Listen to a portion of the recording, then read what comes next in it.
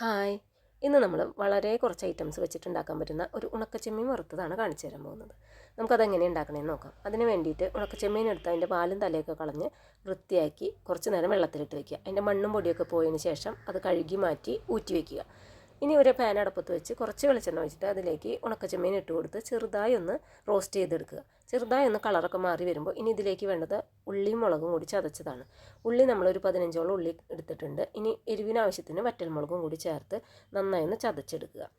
ചതച്ചെടുത്ത ഉള്ളിയും മുളകും നമുക്ക് ചെമ്മീനിലേക്ക് ഇട്ട് കൊടുക്കാം. ഇനി നന്നായി ഒന്ന് യോജിപ്പിച്ചെടുക്കുക. വെളിച്ചെണ്ണ കുറവാണെങ്കിൽ ഈ സമയത്ത് അല്പം ചേർത്ത് കൊടുക്കാം. ഉപ്പും അതുപോലെ തന്നെ ഉണക്കച്ചെമ്മീനിലുള്ള ഉപ്പ് നോക്കിയിട്ട് ആവശ്യമുണ്ടെങ്കിൽ മാത്രം ഉപ്പ് ചേർത്ത് കൊടുക്കുക.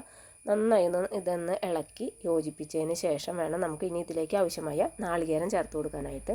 നമ്മൾ ഒരു അരമുറി നാളികേരം ആണ് ചിരകി വെച്ചിരിക്കുന്നത്. ഇനി അതും കൂടി ഇതിലേക്ക് ചേർത്ത് നന്നായി ഒന്ന് മിക്സ് ചെയ്ത് കൊടുക്കുക.